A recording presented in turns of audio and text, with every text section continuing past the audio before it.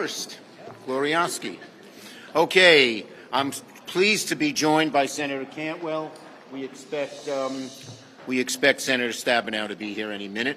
We had a very good discussion at our lunch today, and we're at the starting line of a 5-week work period.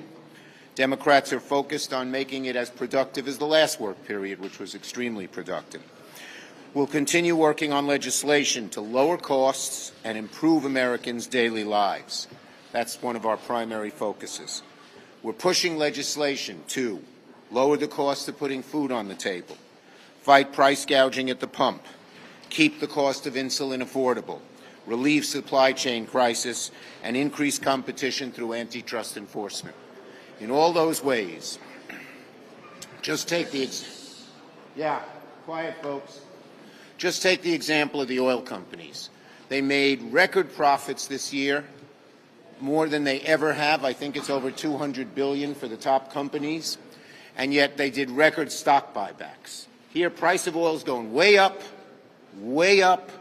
and what are they doing? Even from their own point of view, they're not improving their own production, let alone help their employees or reduce prices. Instead, it's to feather the nests of CEOs and rich shareholders. It's outrageous. And one of the reasons we want to get Bedoya on the FTC is to look into it, but as you'll hear from Senator Cantwell, we're exploring legislative approaches as well. These are all areas where Congress can now take action to help American families. But to move quickly, of course, the way the Senate works, we need cooperation from our Republican colleagues. Pointing fingers isn't going to help fight inflation. It isn't going to lower the costs for American families. They need to get on board and not let extraneous political issues get in the way of the Senate delivering help for families. We're also going to continue to confirm President Biden's administrative... Hey, folks, can't hear. Thank you. We're going to continue confirming President Biden's administrative and judicial nominees. This week, we're teed up to confirm President Biden's nominees to the FTC, the Federal Reserve, Department of Labor, Department of Housing and Urban Development, and District Court. Now, we've had some issues with attendance that just arose in the last few hours, but we're going to continue pushing to get the President's nominees confirmed. These health issues will not deter us from getting these done. Also, during this work period, the Senate's ready to work quickly to approve the President's expected emergency funding request to support the people of Ukraine in their fight against Russian aggression.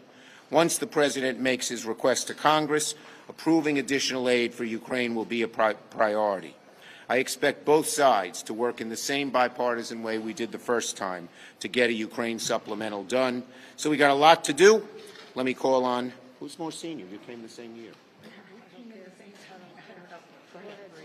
We'll do it by alphabetical. Cantwell. Cantwell. Thank you, Leader Schumer. Thank you. It's great to be here with my colleague, Senator Stabenow. As the leader said, we're working on issues that affect everyday consumers on price. As you know, we passed out of the Senate a shipping bill that we're working with the House to resolve the differences on.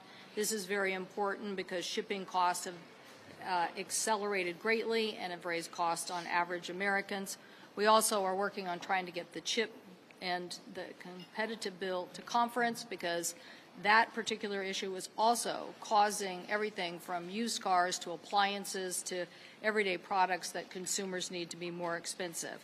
But we're also working hard on other issues. As the leader said, confirming Bedoya to the FTC. The Federal Trade Commission's job is to be the policeman and make sure that there are not unfair or artificially inflated prices.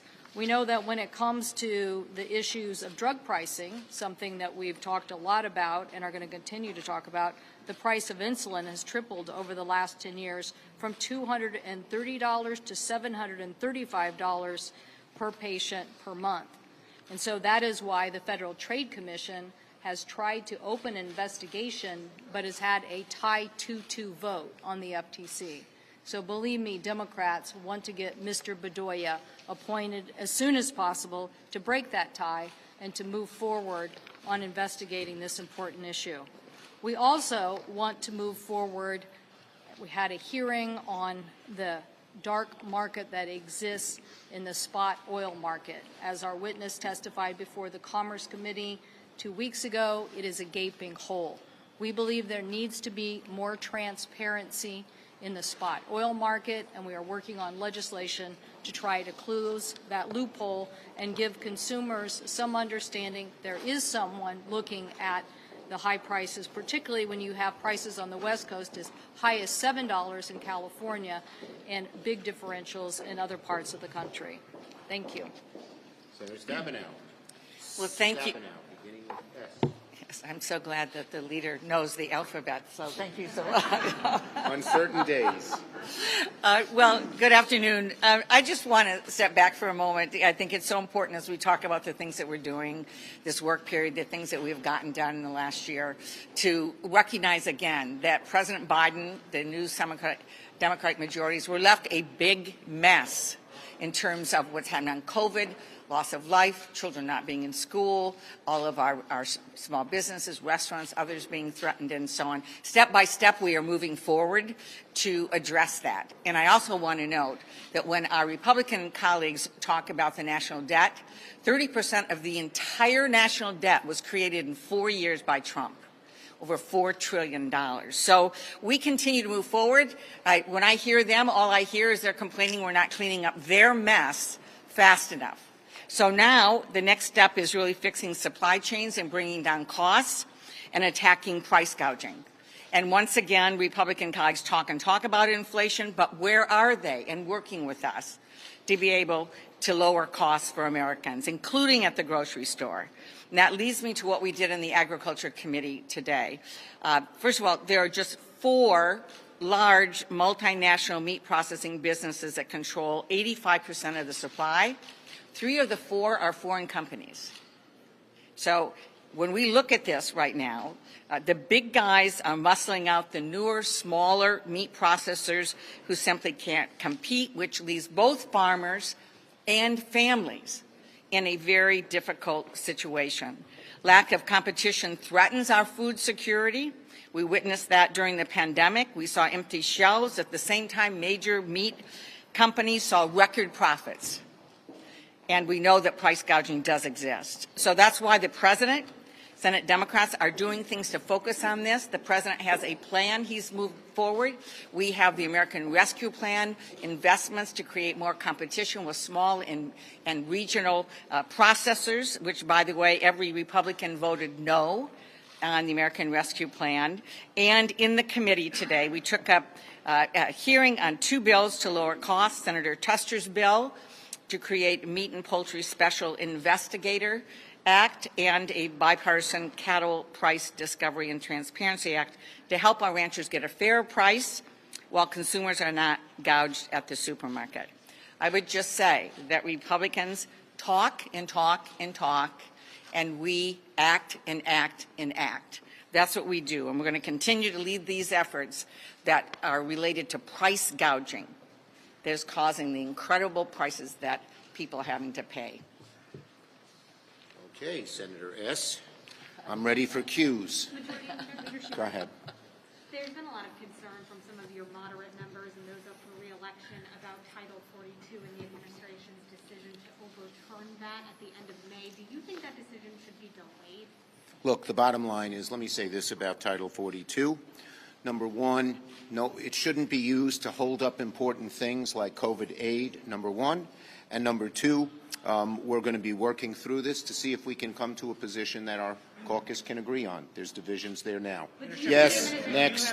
Reaction to Elon Musk buying Twitter, and Amy Klobuchar just briefed your caucus on antitrust, big tech antitrust legislation. Are you going to bring that to the floor? Okay, on the second question, we had a very good discussion. She made very powerful presentation, and I'm working with her to see that we can get 60 votes to get to the floor. On Elon Musk, I would say, look, in many ways, Twitter has been a dark, dark place. I hope it doesn't get any darker. Yes. The inflation package you talked about, is that going to move through regular order or budget reconciliation? And how does The inflation, what are you talking about? There's talk of an inflation package to combat inflation. Does that move through budget reconciliation or regular order? Look, how does it fit with the other reconciliation effort? Look, Reconciliation is very, very important. I met, as he came out and told people, I met with Senator Manchin this morning. Our meetings were both preliminary and good, and we're going to continue to keep talking. If you want to get rid of inflation, the only way to do it is to undo a lot of the Trump tax cuts and raise rates. No Republican is ever going to do that. So the only way to get rid of inflation is through reconciliation. Yes.